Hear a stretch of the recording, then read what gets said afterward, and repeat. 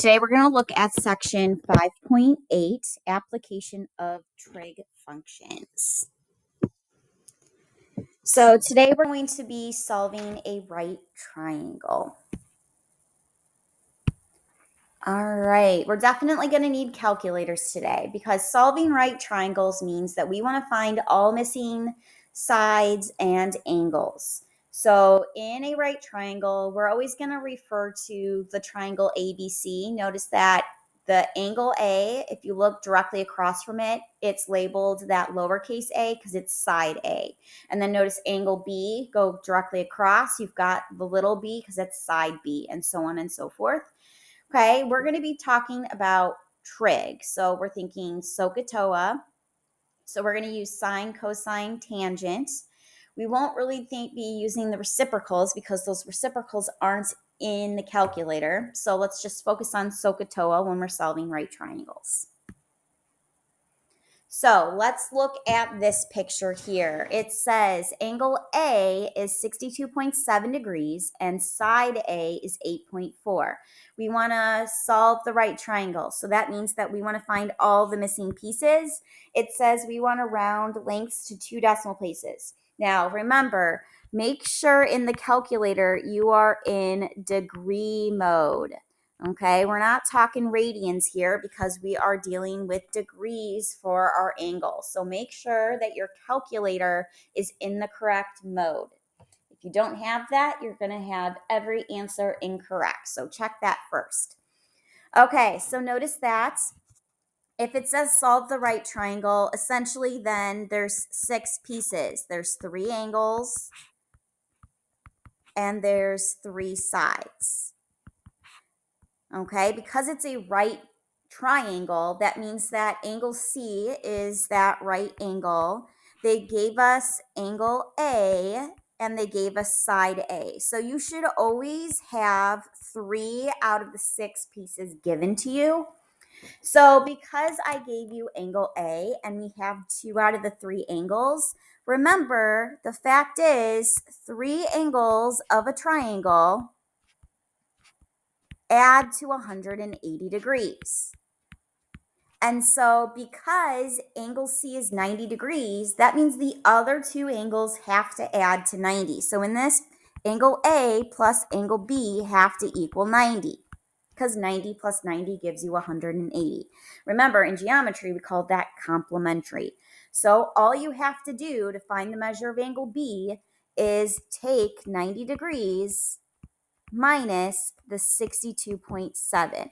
And that's going to get you your first answer. So angle B, we find out to be then 27.3 degrees. If I then now want to start talking about sides, well, we are going to be once again thinking about Sohcahtoa.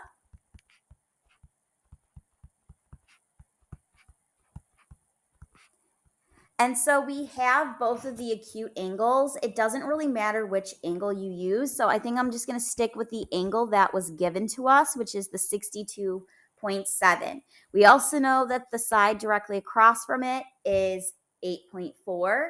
So let's find side B first. Notice that with the angle that was given to us, A is opposite that angle and B is adjacent. So opposite and adjacent mean to find side B, we're going to use then tangent.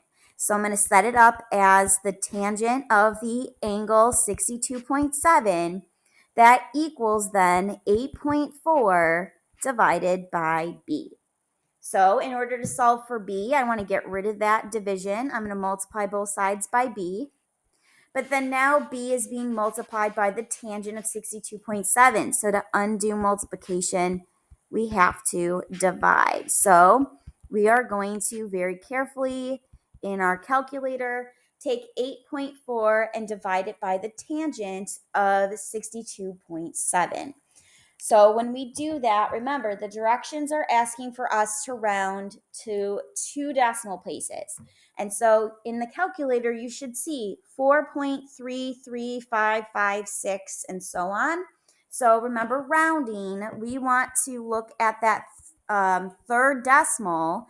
Because that third decimal is a 5, it rounds that second 3 up to a 4. So 4.34 is the side of B. Now I want to find C. I do want to use the same information, okay? I don't want to use that rounded answer for B, so I'm going to set up another trig equation using A and angle A. So notice that because A is opposite, and now I want to find C, which is the hypotenuse, we want to set up an equation with sine. So the sine of 62.7 is going to equal, once again, our opposite side, which is 8.4 divided by C. So we'll do the same process as in the other one. We got to get rid of that denominator, so I multiply both sides by C. Then I want to get rid of the thing connected to C, so I'm going to divide. So 8.4 divided by the sine of 62.7. Once again, we're rounding to 3 decimal places, so we want to make sure that we notice that in our calculator, we should see 9.452888 and so on. So if you look at that third decimal, I see the number 2, which tells me that I want to keep that second number the same. So 9.45 is my final answer. So there are all the answers for us to solve that right triangle.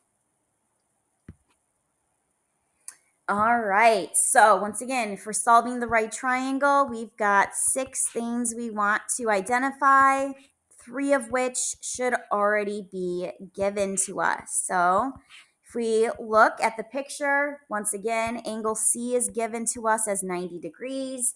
In the problem, it says let B be 14 and let C be 18.6. So notice that this time I've given us 2 sides.